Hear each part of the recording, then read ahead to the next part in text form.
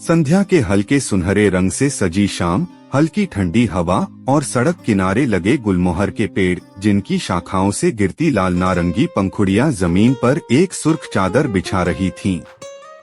इसी सड़क के किनारे बने एक छोटे से कैफे की खिड़की के पास बैठी थी सिया। हल्के नीले रंग की ड्रेस में बालों की लटें चेहरे पर झूल रही थीं और उसकी आंखें जाने किस इंतजार में खोई हुई थीं। अचानक दरवाजे की घंटी बजी और एक शख्स अंदर आया। आरव, लंबा कद, सफेद शर्ट, गहरी आंखें और चेहरे पर वही पुरानी मुस्कान। वो सीधा उसके सामने आकर खड़ा हो गया। आरव हल्की मुस्कान के साथ, मैं देर तो नहीं हुआ? सिया गहरी नजर डालते हुए, नहीं, बस जिंदगी जितनी देर हो गई। आरव कुछ पल के लिए चुप रह गया। उसकी आंखों में एक पुरानी तड़प उभर आई, जैसे सालों का दर्द इन चंद लफ्जों में समा गया हो। आरव, धीमी आवाज में, हम फिर से मिल सकते थे, पर शायद वक्त को यही मंजूर था। सिया ने अपनी कॉफी का कप उठाया, हल्का सा घूंट लिया और खिड़की से बाहर देखने लगी। सिया नजरें झुकाते हुए, आरव, जब तुम गए थे तो मेरे पास सिर्फ तुम्हारी यादें बची थीं। मैंने कई बार चाहा कि तुम्हें रोक लूं, लेकिन शायद तुम खुद को रोकना नहीं चाहते थे। आरव ने उसकी बात सुनी पर कोई जवाब नहीं दिया। उसकी उंगलियां टेबल पर रखे गुलाब के फूल से खेल रही थीं। कुछ देर बाद उसने धीरे से फूल उठाया और सिया के सामने रख दिया। आरव हल्के से मुस्कुराते हुए, यादें जब भी आती हैं, कुछ नया छोड़ जाती हैं। जैसे ये फूल हर साल खिलते हैं, झरते हैं, मगर उनकी खुशबू हमेशा रहती है। सिया ने उस गुलाब को देखा। उसके होठों पर हल्की सी मुस्कान आई, लेकिन उसकी आंखें अब भी भीगी थीं। सिया हल्के स्वर में, प्यार के फूल कभी मुरझाते नहीं, बस वक्त की धूप उन्हें सूखा देती है। आरव ने उसकी आंखों में देखा और पहली बार उसे एहसास हुआ कि वो कितनी दूर चला गया था, बिना यह सोचे कि पीछे कोई था जो उसकी परछाई को पकड़ने की कोशिश कर रहा था। कुछ देर दोनों खामोश रहे, जैसे कुछ अधूरे सवाल हवा में तैर रहे हों।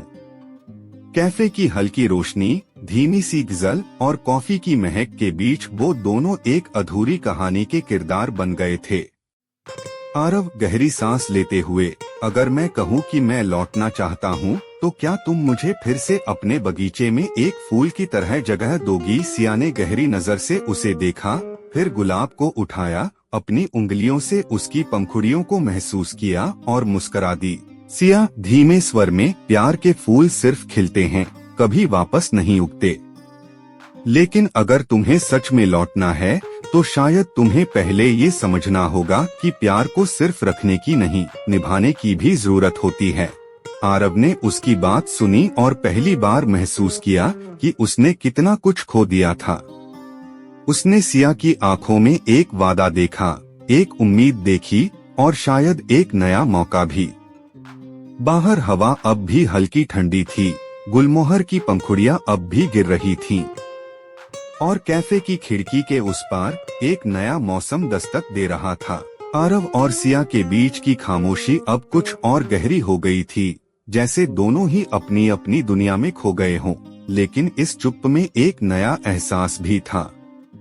आरव ने अपनी आंखों में समेटे पुराने दर्द को महसूस किया और सिया की चुप्पी में एक सीखने की चाहत थी। वह गुलाब के फूल को बार बार अपनी उंगलियों में घुमाता, जैसे हर एक पंखुड़ी में अपने अतीत की यादें और गहरे भावनाएं समेटने की कोशिश कर रहा हो। आरव धीमे स्वर में, तुमने कभी नहीं सोचा कि शायद मैं लौटूंगा? शायद एक दिन ये फासला खत्म हो जाएगा। सिया की आंखों में एक अदृश्य लहर सी उठी, जैसे पुराने दिनों की मिठास और दर्द एक साथ उमड़ आए हों। उसने अपनी चुप्पी तोड़ी, लेकिन उसकी आवाज में एक दर्द छिपा हुआ था। सिया धीरे से, मैंने बहुत बार सोचा था, लेकिन मैंने तुम्हें खो दिया था। आरव, एक दिन तुम चले गए और मैंने ये समझ लिया कि कुछ चीजें हमेशा के लिए खो जाती हैं। मैं चाहती थी कि तुम रुक जाओ, लेकिन शायद वो हमारा समय नहीं था। आरव की आंखें गहरी हो गईं। उसे महसूस हुआ कि सिया के दिल में एक गहरी दरार थी जो कभी पूरी नहीं हो पाई, और अब जब वह वापस आया था तो वो दरार और भी गहरी हो चुकी थी। आरव एक लम्हे के लिए चुप रहते हुए, क्या तुम मुझे वो सब कुछ फिर से देने का मौका दोगी जो मैंने खो दिया था? क्या तुम्हारा दिल अब भी वो जगह रखता है जहां मैं वापस लौट सकूं? सिया की आंखों में आंसू आ गए, लेकिन उसने उन्हें रोक लिया। उसने सिर झुका लिया और एक गहरी सांस ली।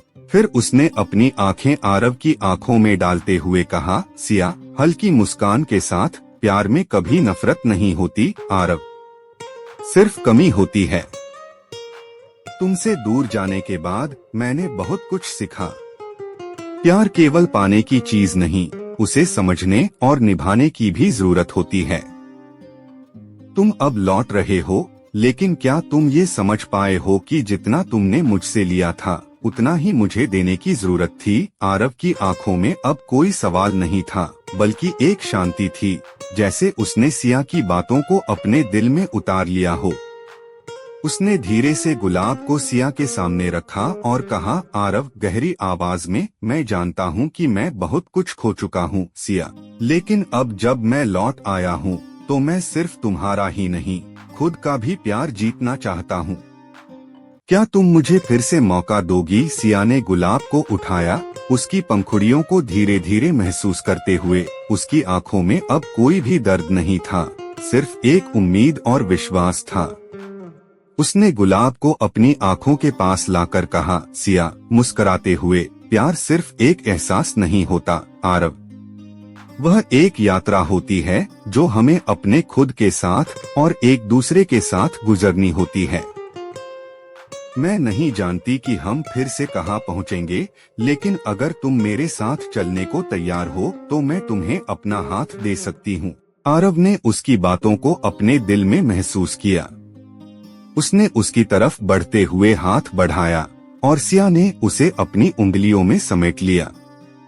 दोनों के बीच एक अनकहा वादा था, एक नए सफर का आरंभ था। बाहर गुलमोहर के पेड़ से गिरती पंखुड़ियां अब भी धीरे धीरे जमीन पर बिखर रही थीं। वो दोनों खामोश खड़े थे, लेकिन उनकी आंखों में एक नई उम्मीद चमक रही थी, जैसे प्यार के फूल फिर से खिलने को तैयार थे। आरव और सिया की आंखों में एक नई उम्मीद चमक रही थी, जैसे समय ने उनका इंतजार किया हो और अब उनका मिलन फिर से एक नई शुरुआत के रूप में हो रहा था। गुलमोहर के पेड़ की पंखुड़ियां अब भी धीरे धीरे जमीन पर गिर रही थीं, लेकिन अब वे जैसे उस पुराने दर्द और खामोशी को ढकने के लिए गिर रही थीं, जो कभी उनके दिलों में था। आरव ने सिया का हाथ पकड़ा और हल्के से मुस्कुराते हुए कहा, मैंने बहुत कुछ खो दिया था सिया, लेकिन अब जब मैं तुम्हारे पास हूँ तो मैं सिर्फ तुम्हारे साथ ही नहीं, बल्कि अपने आप से भी प्यार करना चाहता हूँ।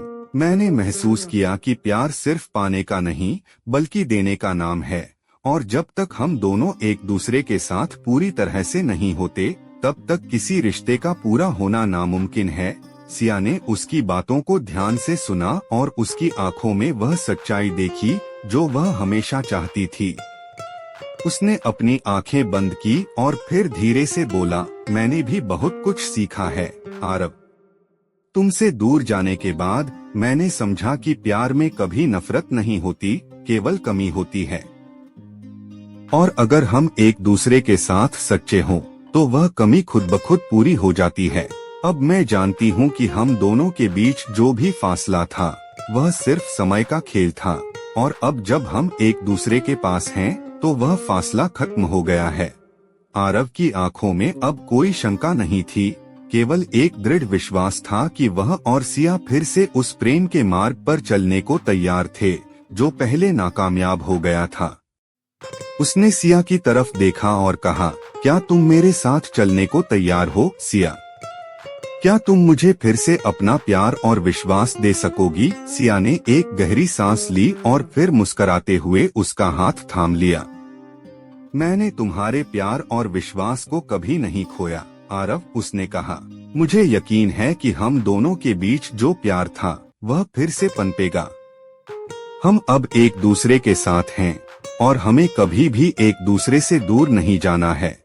आरब ने सिया का हाथ अपने हाथों में लिया और उसके करीब खींचते हुए कहा, तब चलो हम साथ में वह सफर शुरू करते हैं जो हम दोनों ने कभी सोचा नहीं था।